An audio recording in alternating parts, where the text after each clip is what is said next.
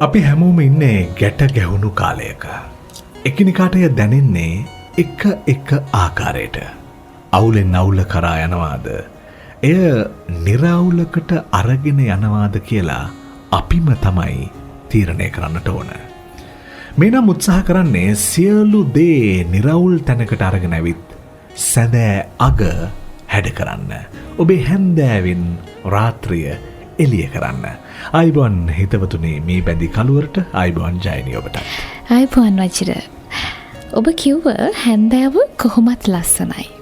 ලස්සන හැන්දෑවක් තවත් හැඩකාරකම් මවන්නේ ඒකට අපි දෙන වටිනාකමත් එක්ක. අපි වටිනා එකක් කරමු මේ බැඳි කලුවරේ. එන්න මේ බැඳි කලුවරේ මියුරු කල්පනාව වන්න. මියුරු කල්පනා නෙතක දැල්ුණා අමයුරු රස හස කැන්මැ සිතක් හිනැවුණා වරෙක නැලවුණා වරෙක ලකැවුණා නුපුරුදු ගිනි ජහසක් මැ සිතක් මැලවුණා මියුරු කල්පනා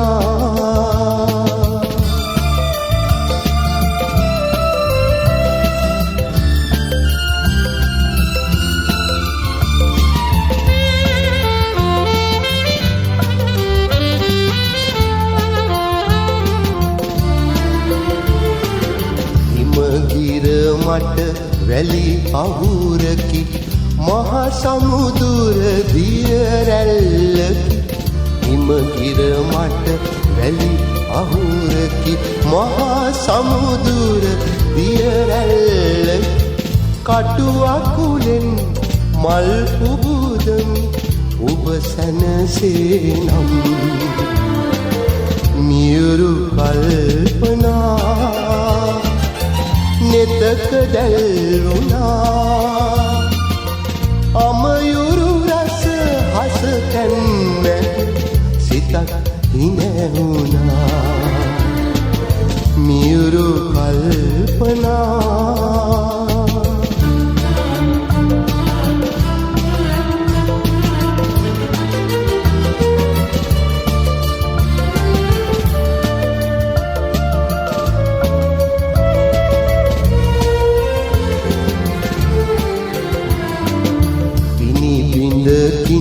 මුතු අමුණම් දිනිසුරුගෙන් සීතල දෙන් ඉනි බිඳකින් මුතු අමුණම් දිනිසුරුගෙන් සීතල දෙන් කඩු තුඩු මත සැතපෙන්නෙම් ඔබ සැනසේ නම් මියුරු කල්පනා නෙතක දැල්ුණා අමයුරු රස හස කැන්මැ සිතක් හිනැවුණා වරෙක නැලවුණා වරෙක ලතැවුණා නුපුරුදු ගිනි දහසක් මැද සිතක් මැලවුණා මියුරු කල්පනා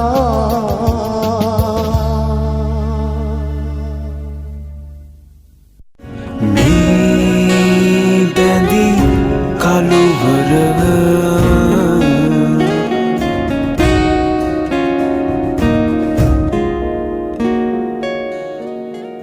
කවි සහ කවිය වර්තමාන සමාජයේ නැවත පුබුදුවමින් පවතින කලාධාරාවක්. ඉස්සර කාව්‍ය කියන යෙදුම පෙර අපර දෙදිග මිනිස්සු භාවිතා කළේ පද්‍ය රචනා එහෙම නැත්නම් මේ විරිතක් සහිත පදපේලි හඳුන්වන්නට විතරක්ම නෙවෙයි. පොදුවේ සාහිත්‍ය කියන අර්ථය මතු කිරීම සඳහා කාව්‍ය කියන යෙදුම යොදා ගන්න පුරුද්දක් තිබුණා කියලා හිතන්න පුළුවන්. ගද්‍ය කාව්‍ය කියලත් අපි අහලා තියෙනවනේ. ඔව් දැන් ගද්‍ය කාව්‍ය තියෙනවා, පද්‍ය කාව්‍ය තියෙනවා නේද? චම්පු කාව්‍ය තියෙනවා. එහෙම කාව්‍ය විවිධාකාරයෙන් දැන් ගත්තොත් එහෙම සිනමා කාව්‍යත් මේ ගණේටම අයිති වෙනවා. ඒ නිසා මේ කාව්‍යාත්මක බව හැම නිර්මාණයකට ඇඳා ගන්නට පුළුවන්. එය කාව්‍යාත්මක නම්. විරිතක් සහ රිද්මීය ගුණයක් ඇති පද්‍ය කාව්‍ය. දැන් ඔය ලේඛන බැඳි වහර ගැන කතා කරනකොටනේ අපිට ගද්‍ය කාව්‍ය මතක් වෙන්නේ. දැන් එතකොට අපි ඉස්සෙල්ලා කිව්වේ අර චම්පු කාව්‍ය කියලා. ඒක මේ පද්‍ය සහ ගද්‍ය මුසුණු කාව්‍ය, චම්පු කාව්‍ය කියලා කියන්නේ. කොහොමද මේ සියලු දේ අතරේ අපිට වැදගත් වෙන්නේ රස හැඟුම්.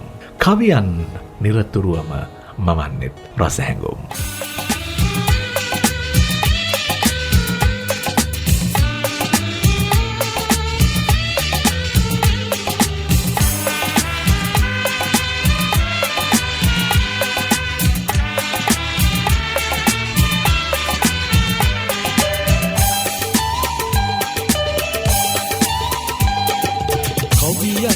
රසහැඟුම පුබුදාතියා සුදු නංගියා මාගේ හිනෙහිදියා ආලෝක ධාරාව උතුරාතියා සුදු නංගියා මාගේ හිනෙහිදියා කවියන්ගේ රසහැඟුම පුබුදාතියා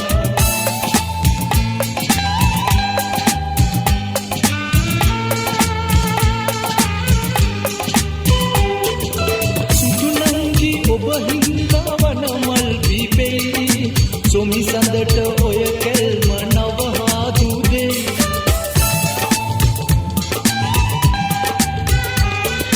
සුදු නංගි ඔබ හින්දා වනමල් පිපෙයි සොමි සඳට ඔය කෙල්ම නවහාදුදේ ආලෝක ධාරාව උතුරා ගියා සුදු නංගියා මාගේ හිනෙහි ගියා කවියන්ගේ රසහැඟුම පුබුදාතියා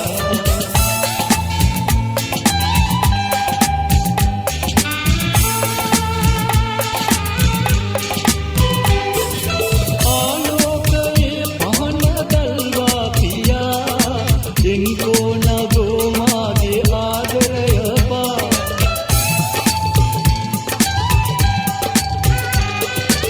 ආලෝකයේ පහන දල්වා පියා එන්කෝ නගෝ මාගේ ආදරය පා අසරල්ලේ කඳුලැල්ල සංගවාතියා සුදු නංගියා මාගේ හිනෙහි ගියා කවියන්ගේ රසහැඟුම පුබුදාතියා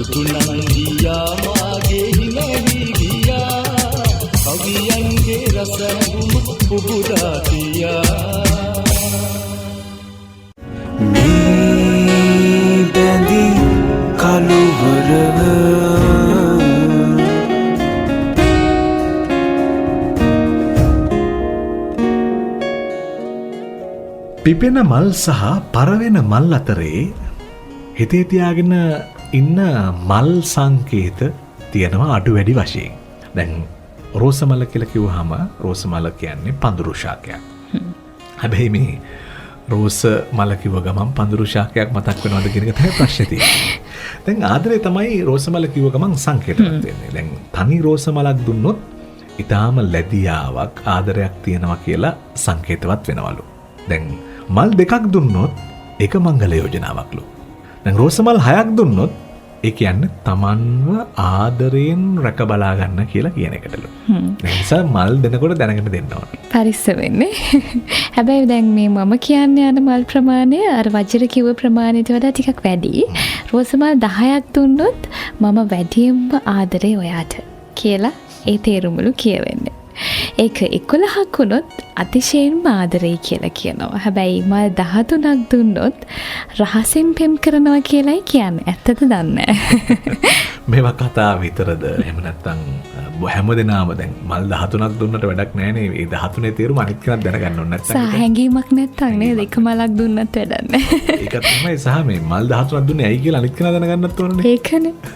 ඒ නිසා මේ මල් කතාව ටිකක් වැදගත්. ගොඩක් දෙනෙක්ට හොයන්න වෙනවා මල් දෙන කොටයි මල් ගන්න කොටයි. ඒ නිසා රෝස මලට කියමු ඒ කතාව හැමෝටම කියන්න. රෝස මලට කියනවාද මාමිය ගිය බව කියන්න එපා රෝස ගහේ කටු විසවුණු වගේ කියන්න එපා රෝස ගහේ කටු විසවුණු වගේ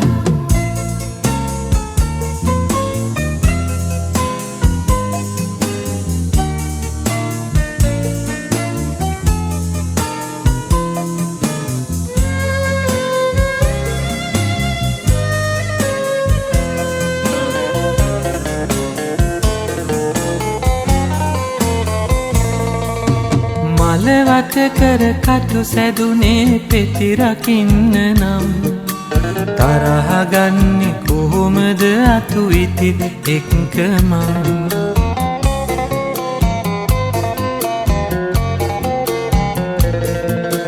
මලවට කර කටු සැදුනේ පෙති රකින්න නම් තරහ ගන්නේ කොහොමද අතු ඉතින් එක්කම තරහගන්නේ කොහොමද අතු හිතිත් එක්කමං රෝස වලට කියනවාද මාමිය ගිය බව කියන්න එපා රෝස ගහේ කටු විසගුණු වගේ කියන්න එපා රෝස ගහේ කටු විසගුණු වගේ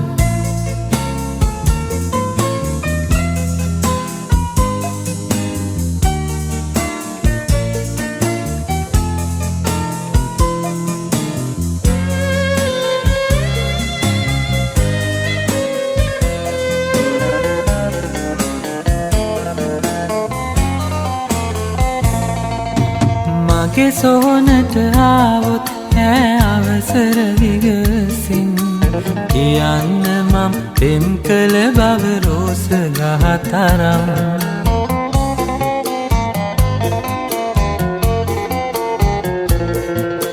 මගේ සෝනට ආවොත් ඈ අවසර විගසින් කියන්න මම පෙම් කළ බව රෝස ගහ තරම් කියන්න මම පෙම් කළ බව රෝස ගහ තරම් රෝස මලට කියනවාද මාමිය ගිය බව කියන්න එපා රෝස ගහේ කටු විසවුණු වගේ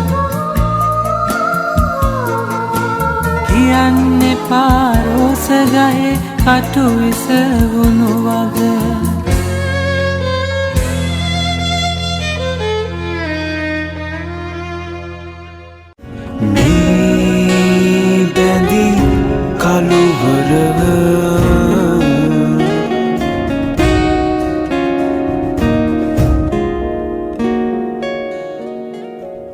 අපි කොයි තරන්නම් කතාකාරයෝද?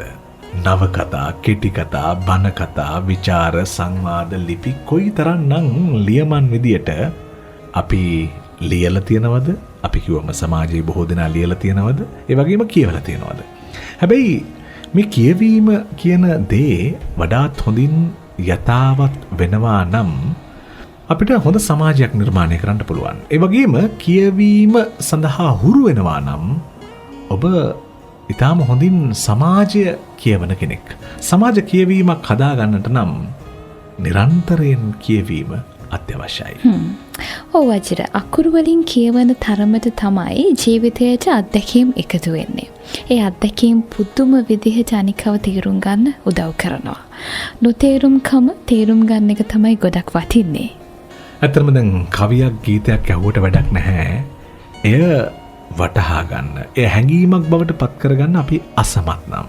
ඉතින් ඒ නිසා හිත හැම මොහොතකම ඒ සමත්කම වෙනුවෙන් රැගෙන යන්න උත්සාහ කරන්න ඕන. ගීතයක් ඇහුණාම, කවියක් කියවුවාම, නිර්මාණයක් අත්විඳාම හිත ඒ නිර්මාණයට හීලෑ කරගෙන ජීවිතය වගේම එය කියවන්න උත්සාහ කරමු.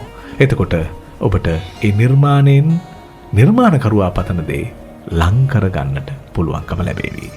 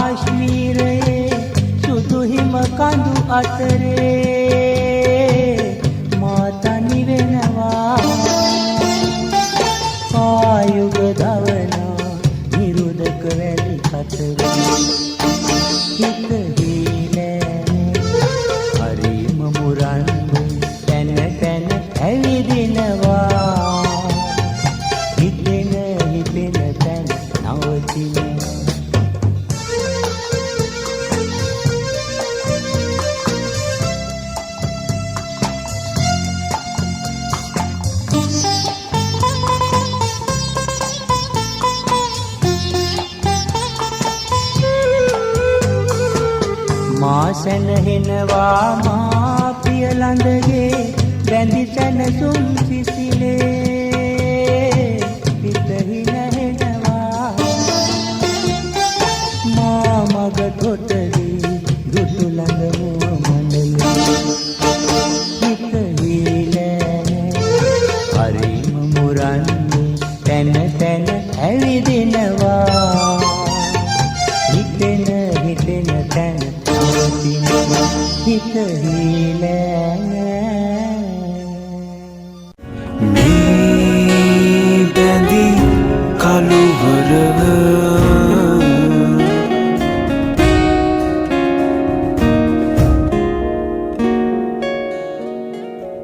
මధుර නයන සිත පිනවන රූප ලක්ෂණ තමයි ගොඩක් වෙලාවට පිරිමි අය ගැහැණුන්ගෙන් බලාපොරොත්තු වෙන්නේ. මොනවාද? මధుර නයන සිත පිනවන රූප ලක්ෂණ. හැබැයි බැලූ බැල්මට හිත බැඳෙන්නේ එහෙම. ඒ අතරේ හිත කියවන්න අපිට වෙන්නේ ටිකක් වෙලා ගිහිල්ලා. වජිර රුව අවශ්‍යයි. ඒ වගේම තමයි හිත කියවීම තමයි අත්‍යවශ්‍යම. රූමත් කමටම හැමදේම බාර දුන්නොත් ඒක මං හිතන්නේ අවසානයේ විඳලා අපින් අතහැරිලා යනවා. වටින අදහසක්. ඒක මොකද රූපයට එහා ගිහිල්ලා ඇය කියවීමයි අත්‍යවශ්‍ය වෙන්නේ. දැන් රූපයේ හිමිකාරිය ගැන සැක සංකා මතුවෙන්නේ එහෙම කියවීමක් නොමැති වුණාම. ඒ නිසා රූපය වගේම හැඟීමත් කියවන්නට ඕන. මහින්ද දිසානායක ප්‍රවීණයාගේ මේ පද සිත්තම් ප්‍රතිභාව අපිට කියා දෙනවා. බොහොම ලස්සන පාඩමක්. මේ කරුණාරත්න දිල්ගනේ ප්‍රවීණයා. එතට උල්ලේලට විය එදා ඔබ කඳුළු බිඳුවක් මුව මෙදා මේ තරම් හිත පාරවන්නේ මගින් වරදක් උනිද මන්දා නිතට උලෙලක් විය එදා ඔබ කඳුළු බිඳුවක් වුව මිදා මේ තරම් හිත පාරවන්නේ මගින් වරදක් උනිද මන්දා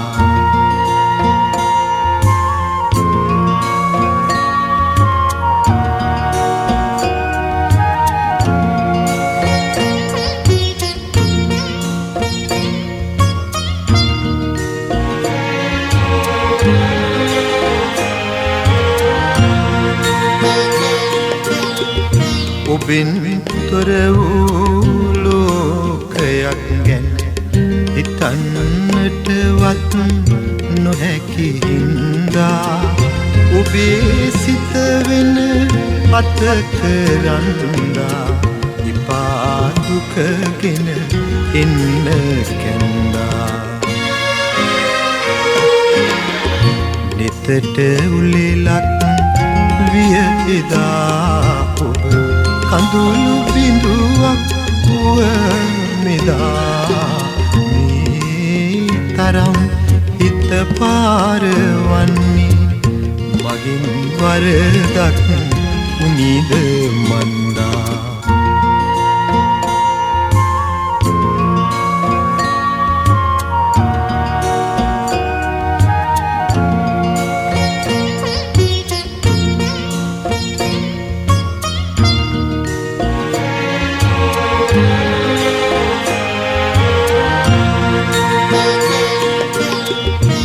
බේරුව රසඳුනක් වට කමක් නෑ මට තවත් ඇසකට නම් මේරුව තවත් කෙනෙකුට අයිති වෙනු බෑ දරාගන්නට නිතට උලෙලක් විය එදා ඔබ කඳුළු බිඳුවක් වුව මෙදා මේ තරම් හිත පාරවන්නේ මගින් වරදක් උනිද මන්දා නිතට උලෙලක් විය එදා ඔබ කඳුළු බිඳුවක් වුව මෙදා මේ තරම් හිත පාරවන්නේ මගින් වරදක් උනිද මන්දා මේ බැඳි කළුවරව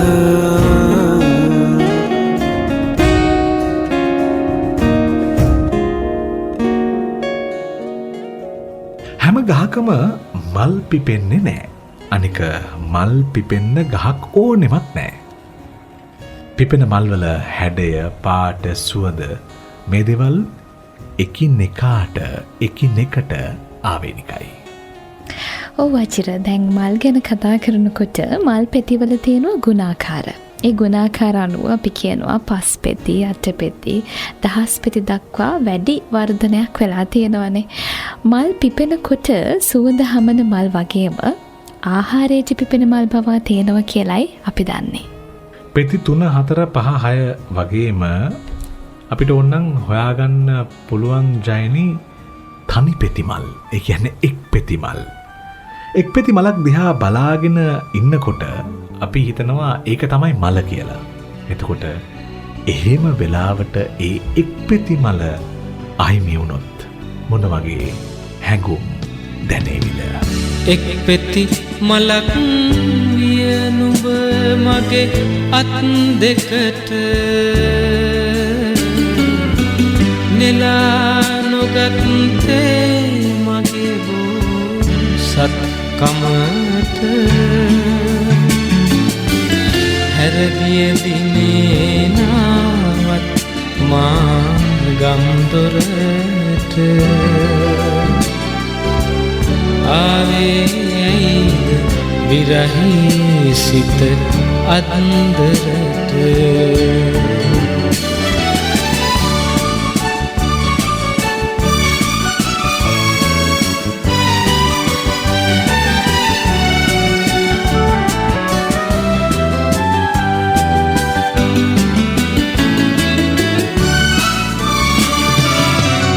විස්මිත ගමට අදහන්නට බෑතවම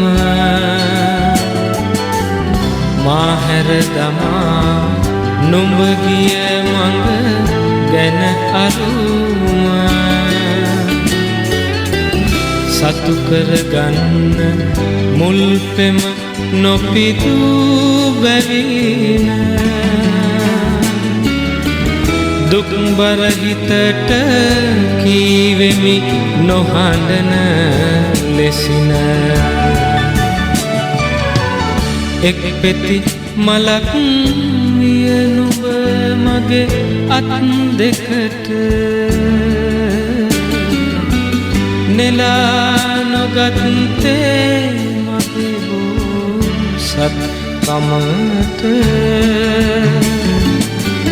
හැරගිය දිනේ නාවත් මා ගම්දොරට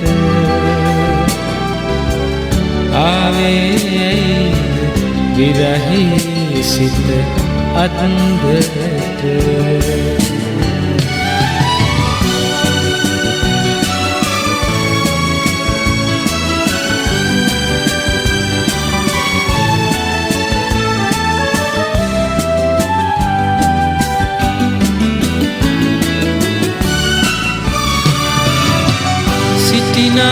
කොදෙව්වක නුඹ සැප විඳීනම් මවෙතින් ලැබුණු ආදරයක් ලැබේනම් මතකයේ නුඹට හිරිහැරයක් නොවේ නම් තව කුමකටද දුක්ගී කල්පනාවන් තව කුමකටද දුක්ගී කල්පනාවන් තව කුමකටද දුක්ගී කල්පනාවන්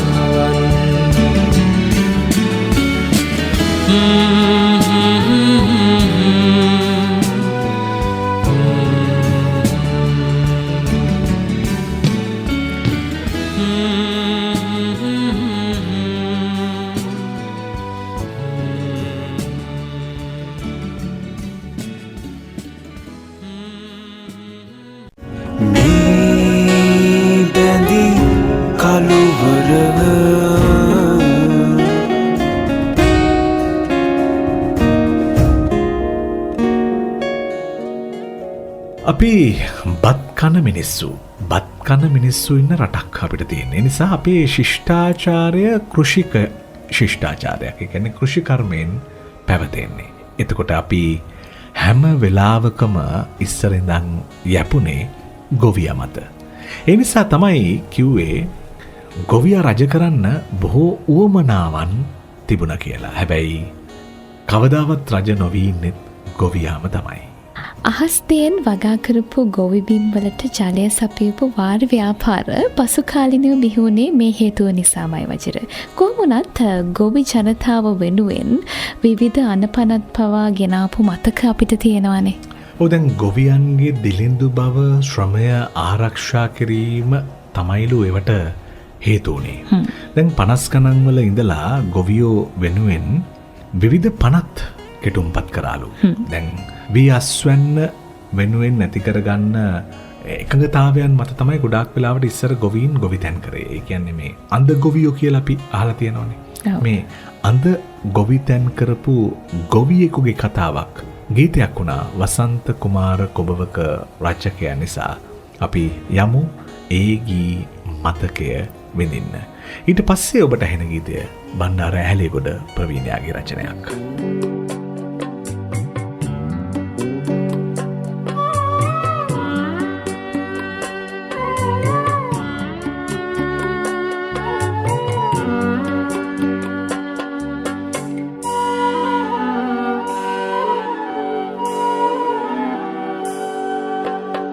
සියාතුරේ මාමිතුරේ මිතුරේ අඳ කුඹුරට ආල වඩන සියාතුවේ අඳ කුඹුරට ආල වඩන සියාතුවේ සියාතුවේ මා මිතුරේ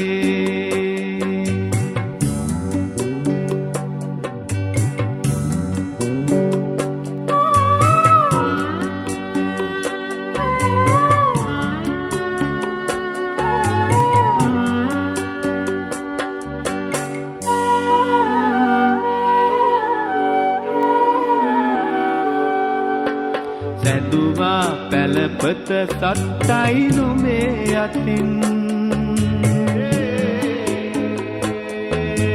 ලැබුවා බැත පෙර කන්නේ බොසල් බරින් වැසුවා සොරොව්ව වතුර හොරුන් දැවුනා සිත දැවුනා කෙත කර සුලඟින්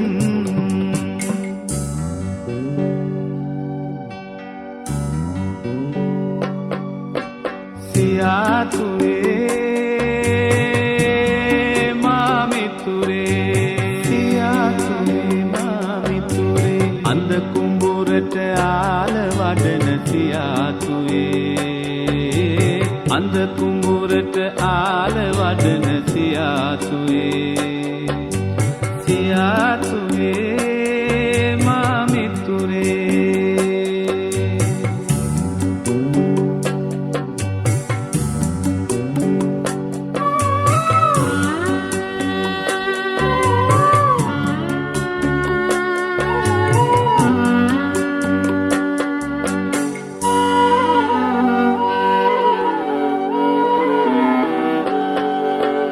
හඬලා කුමටද මිතුරේ සියාතුවේ හැමදා මුව රැළ වාගේ සිටිනු නොහේ ඇරලා එමු මහ සොරුව බෙදා වැවේ ගලනාදිය අපි හැමටයි සියාතුවේ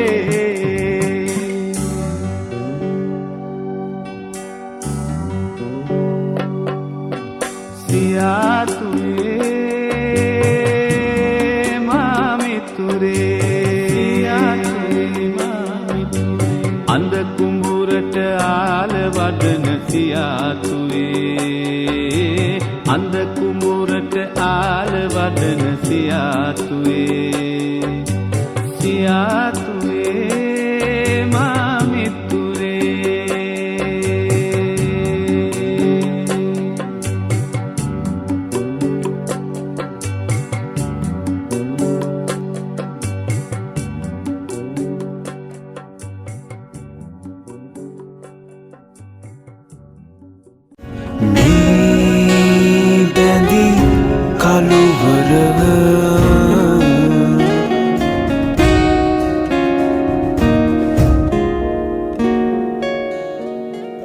සිංහල ගීත සාහිත්‍යයේ පිපුණු මල් සම්පත් නෙලා ගන්න බොහෝ දෙනාට ඉඩ ලැබුණු කාලය විදියට අපි 70 දශකය හඳුනා ගන්නවා.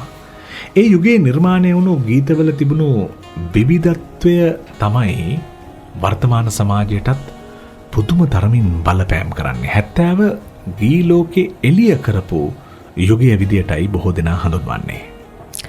ඇත්ත වචිර අපි අහලා තියෙන විදිහට සිංහල ගීතයේ සෞන්දර්ය ගුණය සාහිත්‍යමය පෞරුෂය වඩාත් පිබිදුනේ 70 දශකයේ. ඒකට බලපෑවේ ගීපද ගායන ලීලා සහ තනු රටා එකිනෙකට නොදෙවෙන වීම වෙන්නේ නැති සමහර විට. මේ ඇහෙන ආමන්ත්‍රණය ප්‍රේමණීය එකක් වෙන්නත් පුළුවන්. වියලී ගියපු මහ පොළව ඉල්ලා සිටින ආදරය වෙනුවෙන් වෙන්නත් පුළුවන්. මේ අබේවර්ධන බාලසූරිය ප්‍රවීණයා ගායන ගීතයක්. මහාචාර්ය සුනිල් ආර්යරත්නයන් මේ ගීතය රචනා කළේ. වික්ටරත්නායන්ගේ සංගීතය. මේ ප්‍රේමණීය ආමන්ත්‍රණයක් විදියට මේක දැනෙන වගේම සමහර වෙලාවට මහ පොළොවේ ආයාචනයක් විදියටත් මේක පිළිගන්න පුළුවන්. ඔබ ගීතය අහනකොට ඔබට කැමති විදියට මේ වටහා ගන්න පුළුවන්. ගංගා එන්නකෝ බලාන ඉන්නේ ඔබ එනතුරු ගංගා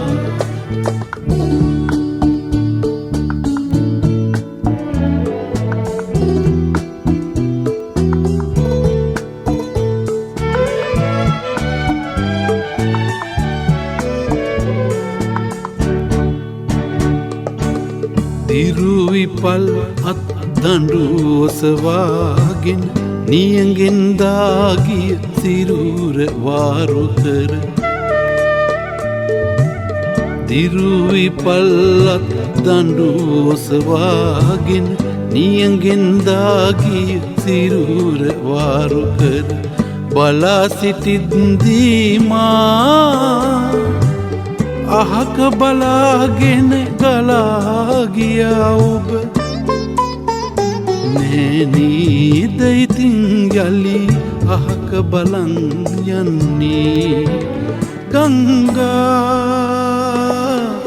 එන්නකෝ ගංගා මං බලාන ඉන්නේ ඔබ එනතුරු ගංගා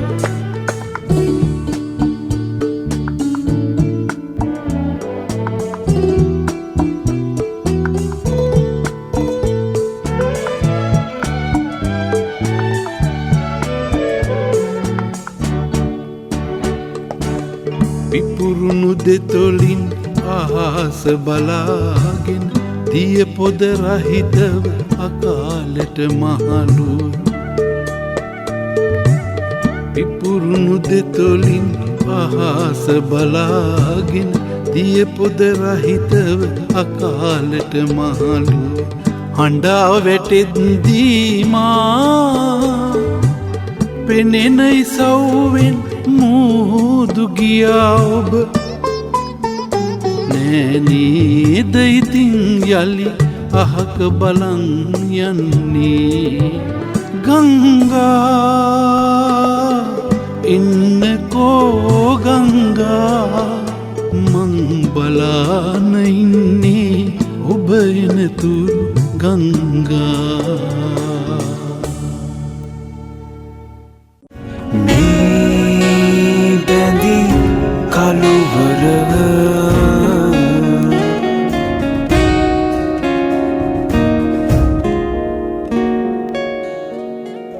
අපි අහලා තියෙන ඒ වගේම ඇතැම් කෙනෙක් කියවා තිබෙන සඳකිඳුරු ජාතකය ඒ වගේම සඳකිඳුරුදා කාව්‍ය සාහිත්‍යයේ රසවත් මූල කතාවක්. ඒ කියන්නේ විවිධ නිර්මාණවලට අවශ්‍ය කරන මුල් බීජ වස්තු බීජ නොඅඩුව ලබා දුන්නු නිර්මාණයක්. ඔය කිඳුරා කියන්නේ කවුද? කිඳුරිය කියන්නේ කවුද කියලා ගොඩාක් අයට ප්‍රශ්න තියෙන්නට පුළුවන්. ඔව් අපි කිඳුරියන් ගැන හරියට කතා කරන්න ඕනේ. හැබැයි කිඳුරන් සියසින් දුටු කෙනෙක් නැහැ වජිර.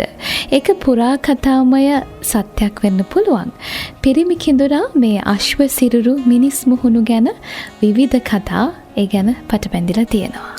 කිඳුරා වස් කුලල් පිමින්නට දක්ෂයිලු. වස් කුලල් පිමින කෙනෙක් තමයි කිඳුරා කියලා කියන්නේ. කිඳුරිය නර්තනයට දක්ෂයිලු. මෙහෙම තමයි සාහිත්‍යයේ මම කියන්නේ. දෙදෙනාටම මිහිරිව ගී ගයන්න පුළුවන්. දැන් ගමේ ඉන්න කිඳුරියෝ නගරයට ගියාම ඒක වෙනම කතාවක්. ඒ නිසා මේ කතාව ඔබට දැනේවි ටිකක් වෙනස් විදියට මේ ජානක වික්‍රමසිංහ.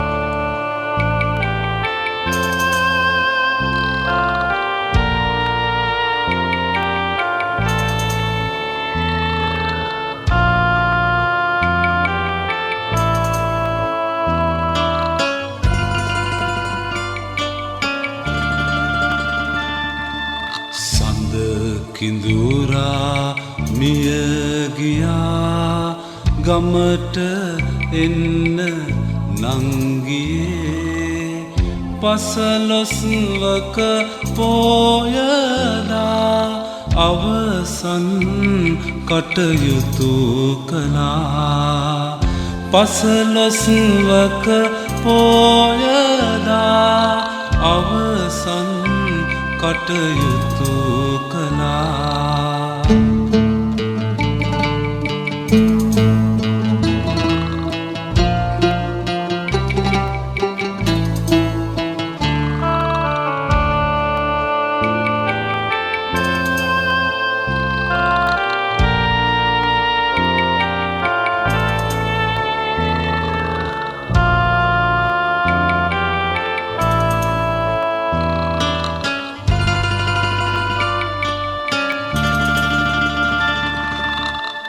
ගමේ නාඩගම් පොලේ කිඳුරියවී නුඹ එදා ගැයුලියගී විකුණන්නට කොළොම් තොටට ඉගිලුණා කනකෙකිනිය ගමට ඇවිත් ඇඬුවා නුඹ ගැන කියා ඇඬුවා නුඹ ගැන කියා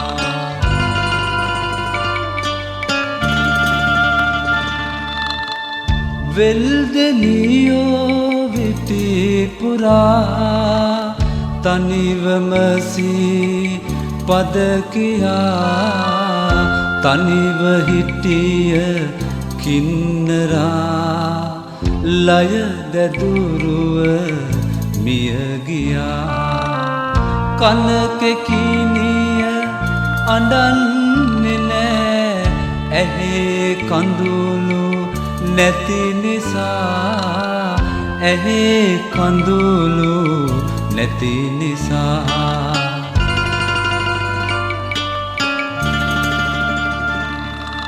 සඳ කිඳුරා මිය ගියා ගමට එන්න නංගියේ පසළොස්වක පෝයදා අවසන් කටයුතු කළා පසළොස්වක පෝයදා අවසන් කටයුතු කළා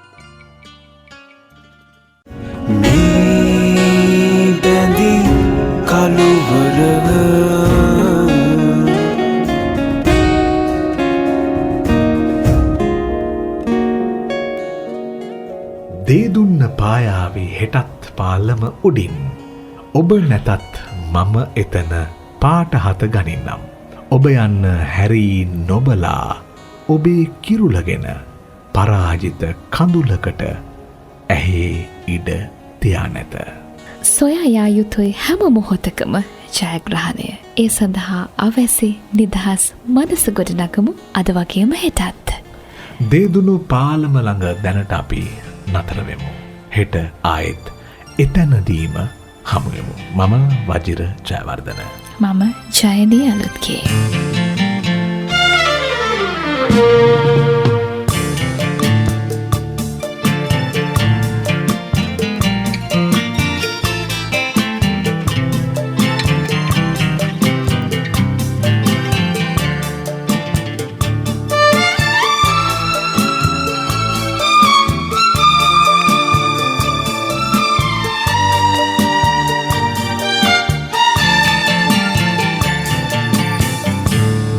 මිනි පොද වැටේවි මල් මිනි දැදිරිවේවි ඔබ එනවා නම් දේදුණු පාලම උඩ හැන්දෑවේ මම ඉන්නම් මිනි පොද වැටේවි මල් මිනි දැදිරිවේවි ඔබ එනවා නම් දේදුණු පාලම උඩ හැන්දෑවේ මම ඉන්නම්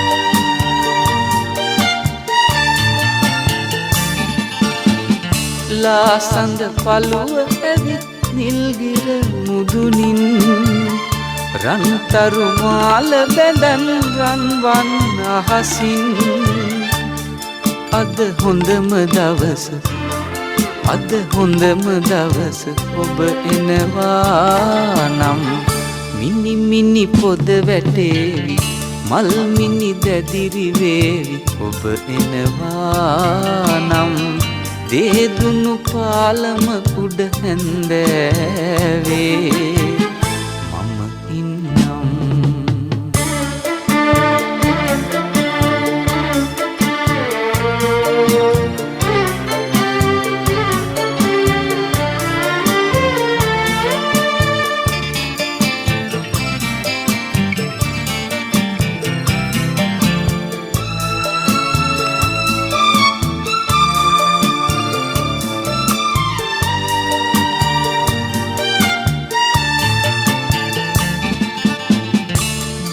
කළුවර විදින් පිරෙන්නට කලින් සුදු මීදුමේ සුසුම් නැගෙන්නට කලින් අද හොඳම දවස අද හොඳම දවස ඔබ එනවා නම් මිනි මිනි පොද වැටේවි මල් මිනි දැදිරි වේවි ඔබ එනවා නම් දේදුණු පාලම උඩ හැන්දෑවේ